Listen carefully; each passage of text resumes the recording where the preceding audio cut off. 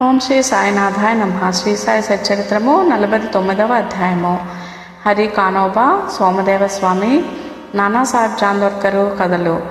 వేదములు, పురాణములు బ్రహ్మమును లేదా సద్గురువును సరిగా పొగడలేవు. అట్లయినప్పుడు మా వంటి మూర్ఖులు సద్గురువగు సాయిబాబాను ఎట్లు వర్ణించగలరు? ఈ విషయంలో మాట్లాడక ఊరకొనుటయే మేలని తోచుచున్నది. మనోరథమును పూనుటయే సద్గురుని స్తుతించుటకు తగిన మార్గమని తోచును.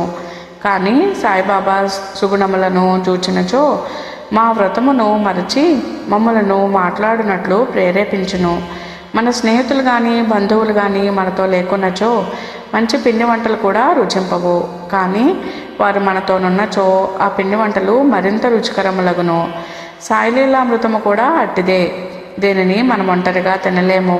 స్నేహితులు బంధువులు కలిసించో చాలా బాగుగా నుండును. ఈ కథలను సాయిబాబా ప్రేరేపించి వారి ఇష్టానుసారము మాచే వ్రాయించెదరు.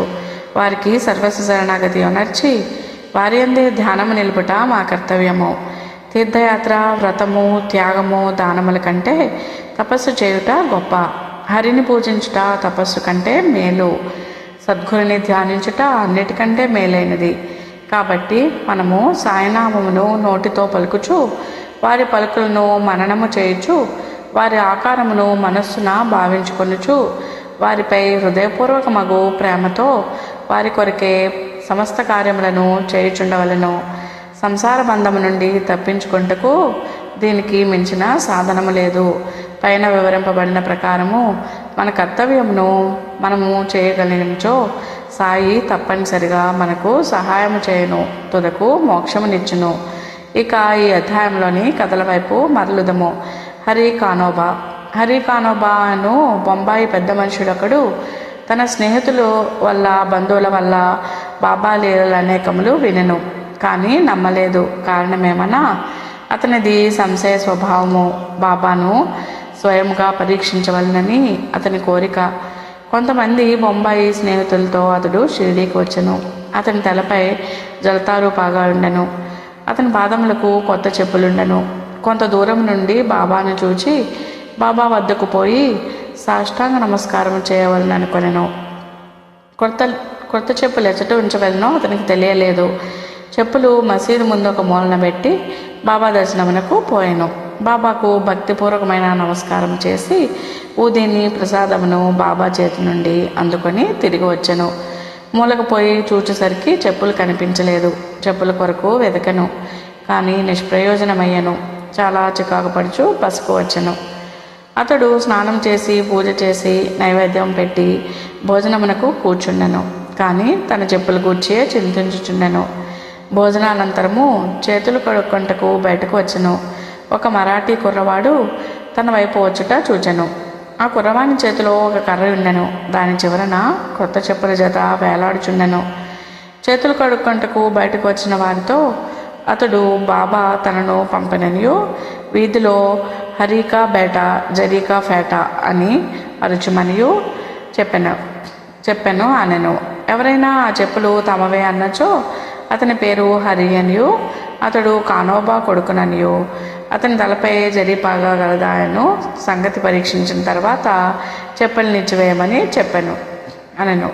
ఈ కుర్రవాడట్లు చెప్పుట విని హరి కానోబా ఆశ్చర్యానందములు పొందెను. కుర్రవాని వద్దకు పోయి చెప్పులు తనవని రూఢీ చేసెను. అతడు తన పేరు హరి అనియు తాను కానోబా కుమారుడననియు తన తలపై ధరించు జరీపాగాను చూపెను.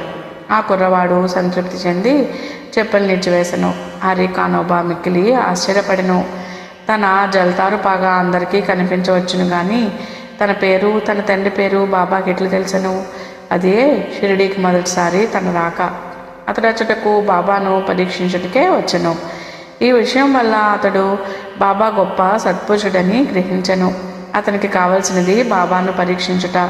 అది పూర్తిగా నెరవేరెను. సంతోషంతో ఇంటికి పోయెను. సోమదేవ స్వామి.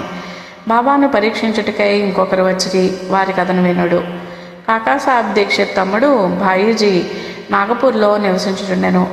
1906వ సంవత్సరంలో హిమాలయమునకు పోయినప్పుడు సోమదేవ స్వామి అను సాధువుతో అతనికి పరిచయం కలిగెను.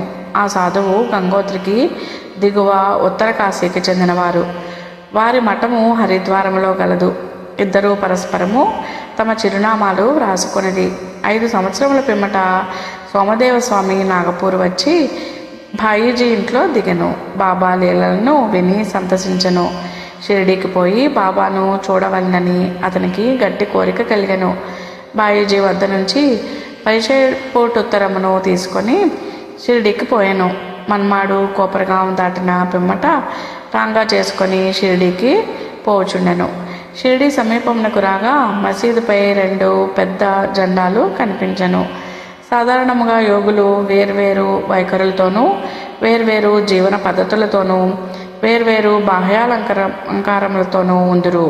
కానీ ఈ పైపై గుర్తులను బట్టి ఏ యోగి యొక్క గొప్పదనమును కనిపెట్టలేము. సోమదేవ స్వామికి ఇదంతయు వేరే పందాగా తోచెను. 2 పతాకములు ఎగురుట చూడగానే తనలో తాను, ఈ యోగి జెండాల ఎందేల మక్కువ చూపవలను, అది యోగికి తగినది కాదు. దీనిని బట్టి ఈ యోగి కీర్తి వరకు పాడుపడుచున్నట్లు తోచుచున్నది అనుకొనెను. ఇట్లు ఆలోచించుకొని షిర్డీకి పోవటం అనుకొని నిశ్చయించినట్లు తనతోనున్న ఇతర యాత్రికులకు చెప్పాను.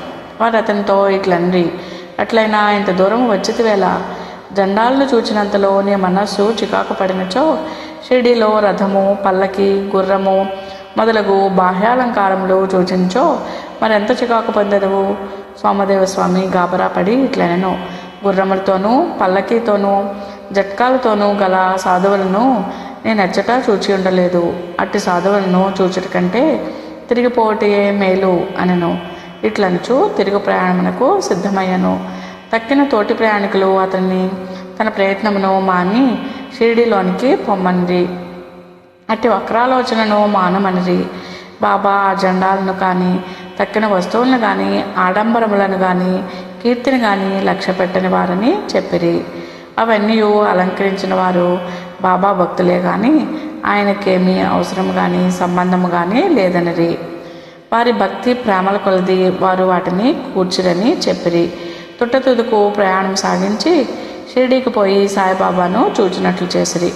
సోమదేవ స్వామి మసీదు దిగువ నుంచి బాబాను దర్శించగానే అతని మనస్సు కరిగెను. అతని కండ్లు నీటితో నిండెను. గొంతుక ఆర్చుకొని పోయెను. అతని కుంటి ఆలోచనలన్నీ అడిగంటిపోయెను. ఎచ్చట మనస్సు శాంతించి ఆనందమును పొంది ఆకర్షింపబడినో అదే మనము విశ్రాంతి పొందవలసిన స్థలము అని తన గురువు చెప్పిన దానిని జ్ఞప్తికి తెచ్చుకొనెను. అతడు బాబా పాదధూళిలో దొర్లుటకు తహతహలాడెను. బాబా దర్శనం కొరకు దగ్గరకు పోగా, మా వేషము మా దగ్గరనే ఉండని, నీ ఇంటికి నీవు పొమ్ము, తిరిగి మసీదుకు రావద్దు. ఎవరైతే మసీదుపై జెండాను ఎగురవేచుచున్నారో అట్టి వారి దర్శనము చేయనేలా, ఇది యోగి లక్షణమా? ఇక్కడ 1 నిమిషమైనా ఉండవద్దు అనెను. ఆ స్వామి మిగుల ఆశ్చర్యపడెను. బాబా తన మనస్సును గ్రహించి బయటకు ప్రకటించుచున్నారని తెలుసుకొనెను. అతడెంత సర్వజ్ఞుడు, తాను తెలివి తక్కువ వాడనియు బాబా మహానుభావుడనియు గ్రహించెను. బాబా కొందరిని కౌగిలించుకొనుట, కొందరిని ఆశీర్వదించుట, కొందరిని ఓదార్చుట, కొందరి వైపు దాక్షిణ్యంతో చూచుట, కొందరి వైపు చూచి నవ్వుట, ఊదీ ప్రసాదమును కొందరికిచ్చుట, ఇట్లు అందరినీ ఆనందింపజేసి సంతృప్తిపరచుట చూచి తననొక్కరినే ఎలా ఎంత కఠినముగా చూచుచుండెనో అతనికి తెలియకుండెను. తీవ్రముగా ఆలోచించి బాబా చేయనిదంతయు తన అంతరంగముననున్న దానితో సరిగా నుండెనని గ్రహించెను. దానివల్ల పాఠము నేర్చుకొని వృద్ధి పొందుటకు యత్నించవలనని గ్రహించెను. బాబా కోపము మారు రూపంతోనున్న ఆశీర్వాదమే అనుకొనెను. కొన్నాళ్ల పిమ్మట బాబా యందు అతనికి నమ్మకము బలపడెను. అతడు బాబాకు గొప్ప భక్తుడయ్యను. నానాసాహెబ్ చాందోర్కర్ ఈ అధ్యాయమును హేమాడ్ పంతు నానాసాహెబ్ చాందోర్కర్ కథతో ముగించెను. ఒకనాడు నానాసాహెబు మసీదులో మహల్సాపతి మొదలగు వారితో కూర్చొని ఉండగా బీజాపూర్ నుండి ఒక మహమ్మదీయుడు కుటుంబముతో బాబాను చూచుటకు వచ్చెను. అతనితో ఘోషా స్త్రీలుండుటచే నానాసాహెబు అచ్చటి నుంచి లేవనెంచెను. కానీ బాబా అతనిని నివారించెను. స్త్రీలు వచ్చి బాబా దర్శనము చేసుకొండ్రి. అందులో ఒక స్త్రీ ముసుగు తీసి బాబా పాదములకు నమస్కరించి తిరిగి ముసుగు వేసుకొనెను. నానాసాహెబు ఆమె ముఖ సౌందర్యమును చూచి మరల చూడగోరెను. నానా యొక్క చాంచల్యమును చూచి స్త్రీలు వెళ్ళిపోయిన పిమ్మట బాబా నాన్నతో ఇట్లనెను, నానా అనవసరముగా చికాకు పరుచుంటివేళ ఇంద్రియములను వాని పనులను చేయనము. వానిలో మనము జోక్యము కలిగజేసుకొనకూడదు. దేవుడు ఈ సుందరమైన ప్రపంచమును సృష్టించి ఉన్నాడు గాన అందరినీ చూచి సంతసించుట మన విధి. క్రమముగాను మెల్లగాను మనస్సు స్థిరపడి శాంతించును. ముందు ద్వారము తెరిచి ఉండగా వెనుక ద్వారము గుండా పోనేలా. మన హృదయము స్వచ్ఛముగా ఉన్నంత వరకు ఏమీ దోషం లేదు. మనలో చెడ్డ ఆలోచన లేనప్పుడు ఇతరులకు భయపడనేలా. నేత్రములు వాని పని అవి నెరవేర్చుకొనవచ్చును. నీవు సిగ్గుపడి బెదరనేలా. శ్యామ అచ్చటనే ఉండెను. కానీ బాబా చెప్పిన దానిని గ్రహించలేకపోయాను. ఇంటికి పో దారిలో శ్యామ ఆ విషయమై నాన్ననడిగను. ఆ చక్కని స్త్రీ వైపు చూచి తాను పొందిన ఆ చంచలత్వమును గూర్చి నానా చెప్పాను. బాబా దానిని గ్రహించి ఎట్లు సలహానిచ్చనో వివరించను. బాబా చెప్పిన దాని భావము నానా ఇట్లు చెప్పదొడంగను. మనస్సు సహజముగా చంచలమైనది. దానిని ఉద్రేకించినట్లు చేయరాదు. ఇంద్రియములు చెల్లింపవచ్చును. శరీరమును స్వాధీనమునందుంచుకొనవలెను. దాని ఓరిమిపోనట్లు చేయరాదు. ఇంద్రియములు విషయముల వైపు పరిగెత్తును, కానీ మనము వాని వెంట పోరాదు. మనము ఆ విషయములను కోరకూడదు. క్రమముగాను నెమ్మదిగాను సాధన చేయటం వలన చంచలత్వమును జయించవచ్చును.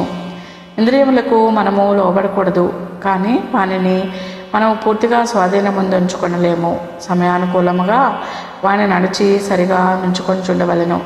నేత్రములు అందమైన వానిని చూచుట కొరకే ఇవ్వబడినవి. విషయముల సౌందర్యమును నిర్భయముగా చూడవచ్చును. భయమునకు కానీ లజ్జకు కానీ అవకాశము లేదు. దురాలోచనలు మనస్సునందుంచుకొనరాదు. మనస్సున ఎట్టి కోరికయు లేక భగవంతుని సుందరమైన సృష్టిని చూడుము. ఈ విధముగా ఇంద్రియములను సులభముగాను సహజముగాను స్వాధీనము చేసుకొనవచ్చును. విషయములు అనుభవించుటలో కూడా నీవు భగవంతుని జ్ఞప్తి అందించుకొనదెవు. బాహ్యేంద్రియములను మాత్రము స్వాధీనముందుంచుకొని మనస్సును విషయముల వైపు పరిగణించినచో, వానిపై అభిమానం ఉండనిచ్చినచో చావు పుట్టుకల చక్రము నశింపదు.